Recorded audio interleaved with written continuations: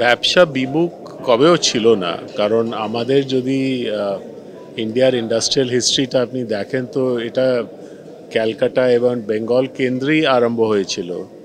এটা ঠিক যে কিছু সময়ের জন্য আমরা একটু পিছিয়ে পড়েছিলাম, কিন্তু তার মানে নেই যে আমাদের সেরকম কোনো খামি আছে যেটা কোনো জেনেটিক প্রবলেম আছে। নমস্কার, আজকে আমাদের সঙ্গে যিনি রয়েছেন তাকে এক কথায় বলবো business tycoon mister Harshavardhan Neotia. আপনাকে স্বাগত জানাই আজ তাক বাংলায়। যে প্রশ্নটা ভীষণ আপনাকে করতে ইচ্ছে করছে, বাংলা কি ব্যবসা বিমুখ, নাকি বাংলা সেই ব্যবসা বিমুখতা ছেড়ে এগিয়ে এসেছে? কি মনে হয় আপনার? না, ব্যবসা বিমুখ কবেও ছিল না, কারণ আমাদের যদি ইন্ডিয়ার ইন্ডাস্ট্রিয়াল হিস্ট্রিটা আপনি দেখেন তো এটা ক্যালকাটা এবং বেঙ্গল কেন্দ্রেই আরম্ভ হয়েছিল। এটা ঠিক যে কিছু সময়ের জন্য আমরা একটু পিছিয়ে পড়েছিলাম, কিন্তু তার মানে নেই যে আমাদের সেরকম কোনো খামি আছে যেটা কোনো জেনেটিক প্রবলেম আছে। হ্যাঁ, মাঝখানে বেশিরভাগ এখানকার লোক একটু পড়াশোনাতে বেশি ঝোঁক দিয়েছে, উদ্যোগে কম, একটু আর্টিস্টিক ব্যাপারে বেশি ঝোঁক দিয়েছে। তার ফলে ওইখানে আমাদের খুব বড় মানে সাকসেস পেয়েছি আমরা। এবং আমরা এখন দেখতে পাচ্ছি যে ইয়াঙ্গার জেনারেশন অনেকটাই এন্টারপ্রেনারশিপে ঢুকছে, স্টার্ট আপে ঢুকছে। তো আশা করি যেমন সব দিকেই একটা প্রভাব পড়েছে ব্যবসার দিকটা, সেটা এখানেও পড়বে। নিন্দুকেরা বলেন, রাজ্যের বিরোধী দলগুলো বলে, এই মুহূর্তে রাজ্যে চপ শিল্প কোট আনকোট, ঢপ শিল্প, খেলামেলা ছাড়া আর কোনো শিল্প নেই। আপনি একজন শিল্পপতি হিসেবে এই বিষয়টাকে কিভাবে দেখেন? না, আমি তো দেখুন, সবার নিশ্চয়ই কোনো মতামত থাকতে পারে। আমি এতটুকুই বলবো যে আমি তো এখানে মেনলি আমার মানে কর্মভূমিটা বেঙ্গল এবং আমার বেশভাগ ব্যবসা এখানে। আমি কাজ করেছি কিছুটাতে, সবার আশীর্বাদে সফলতাও প্রাপ্ত করেছি। আমরা অন্য স্টেটে কাজ করেছি, সেখানেও মোটামুটি ভালোই কাজ হয়েছে। তো আমি মনে করি যে আমাদের এখানে পরিস্থিতি অন্য কোনো প্রান্ত থেকে আলাদা নয়। কিন্তু শিল্প কোথায়? সিলিকন ভ্যালির জমি ফাঁকা পড়ে রয়েছে, কোনো আইটি কোম্পানি এখানে আসছে না, বিটি রোডের দুদিকে সমস্ত কারখানা উঠে যাচ্ছে, আবাসন হচ্ছে। আমি নিজে বলতে পারি যে আমরা তো করছি যতটুকু আমার ক্ষমতা, আমার যত এরিয়াতে আমার ইন্টারেস্ট আছে, রিয়েল এস্টেট হোক, হসপিটালিটি হোক, এডুকেশন হোক, হেলথ কেয়ার হোক, আমাদের তো কোনো সময় ইনভেস্টমেন্টের প্রভাবটা যে বেঙ্গলে থাকা দরকার সেটা কমেনি কোনো সময়। এবং আমি যতটুকু দেখেছি ক্রমশ বেড়েছে। এটা ঠিক যে এক সময় খুব কম ছিল। এখনও বোধহয় অন্য স্টেট আছে কিছু আমাদের কান্ট্রিতে যেখানে আরও দ্রুতভাবে বাড়ছে, কিন্তু আমরা রেট অফ গ্রোথ আমাদের অনেক বেশি। আমি মনে করি যে আমরা ধীরে ধীরে ক্যাচ আপ করে যাব। একেবারে যে পিছিয়ে পড়েছি সঙ্গে সঙ্গে ক্যাচ আপ করা মুশকিল, কিন্তু আমরা সবসময় গ্যাপটাকে কম করছি, এটাই আমি স্ট্যাটিস্টিক্যালি বুঝতে পারছি। 2010-9-10 সেই রকম সময় সিঙ্গুরে টাটার চলে যাওয়া, আপনি কি বলবেন আজকে 2024 সালে দাঁড়িয়ে সেটা কি ওয়েস্ট বেঙ্গলের জন্য লস? পারসেপশন একটা বড় লস ছিল, কারণ একটা বড় নাম করা সংস্থা যাবে চলে গেল। কিন্তু লোক অনেক সময় গুলিয়ে ফেলছে, কারণ ওটা তো ছিল একটা জমি অধিগ্রহণের একটা আন্দোলন, সেটা অনেক সময় অ্যান্টি ইন্ডাস্ট্রি আন্দোলন হিসেবে লোক ধরে পড়ে। কারণ কিন্তু ফ্যাকচুয়ালি দেখতে গেলে তো it was not anti Tata, it was an agitation for forcible land acquisition, যার পরে আমরা দেখলাম কেন্দ্রীয় সরকারও নতুন আইন করলো কান্ট্রিতে যে অধিগ্রহণ করতে গেলে এইরকম কম্পেনসেশন দিতে হবে। সে সময় সেটা ছিল না। কিন্তু হ্যাঁ, যেহেতু তার পরিণাম হলো কি টাটা ছড়ে গেল, তার একটা নিশ্চয়ই একটা ক্ষতি হলো। রাজনীতির জটে কি আটকে গেছে শিল্প? আমার মনে হয় না। কিছুটা প্রভাব পড়তে পারে নিশ্চয়ই, কিন্তু আমরা তো দেখতে পাচ্ছি, আপনি যদি কলকাতা শহর থেকে ছেড়ে রাস্তা দিয়ে কোথায় বেরোবেন, আপনি দেখবেন কোনো না কোনো জমির ওপরে কিছু না কিছু হচ্ছে।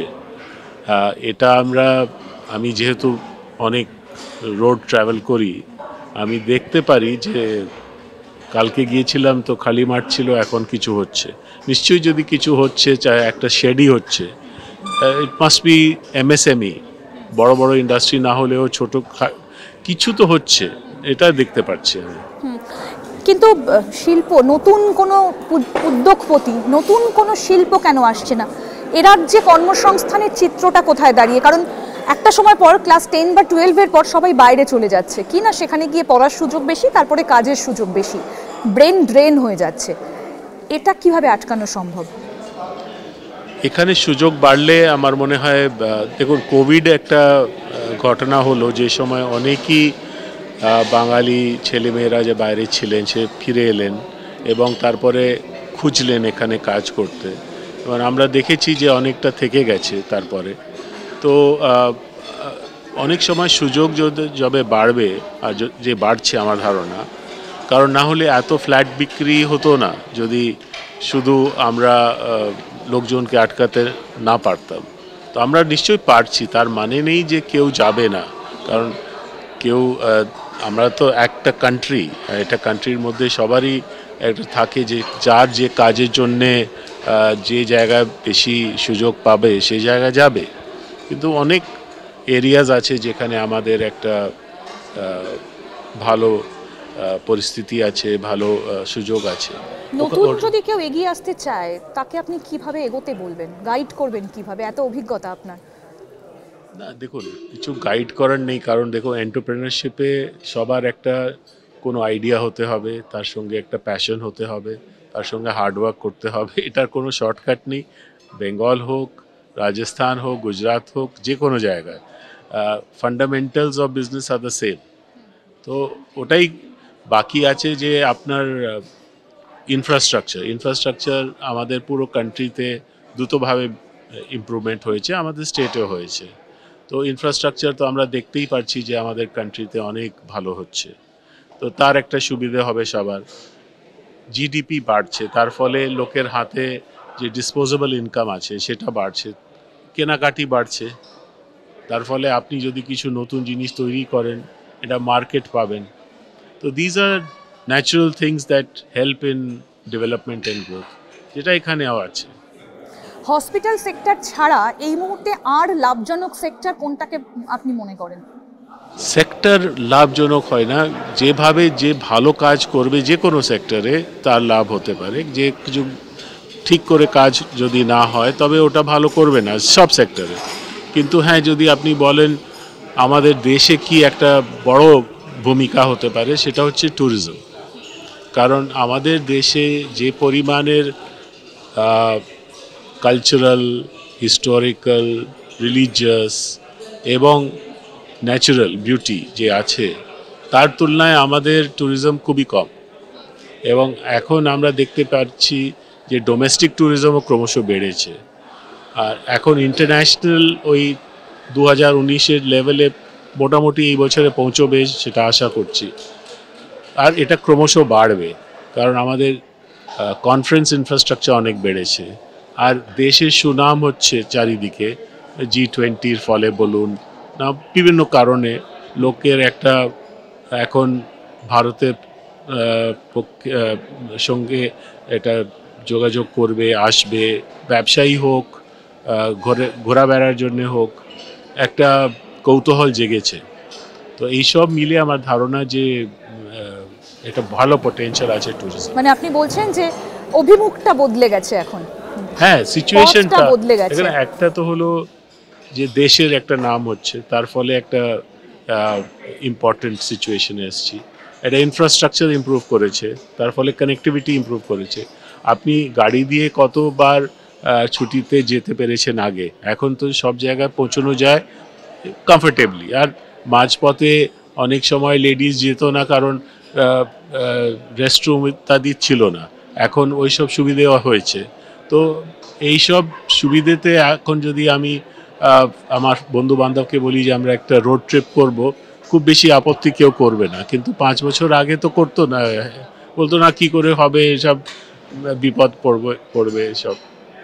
তো এইসব জিনিসটা চেঞ্জ হয়েছে। আচ্ছা, অর্থাৎ সময়ের সঙ্গে সঙ্গে বদলে গিয়েছে, সব কিছু বদলে গিয়েছে, মানুষের ধ্যান ধারণা সেইভাবেই পরিবর্তিত হচ্ছে সমাজ, সংস্কৃতি এবং শিল্প। অনেক ধন্যবাদ আপনাকে আমাদের সঙ্গে সময় দেওয়ার জন্য।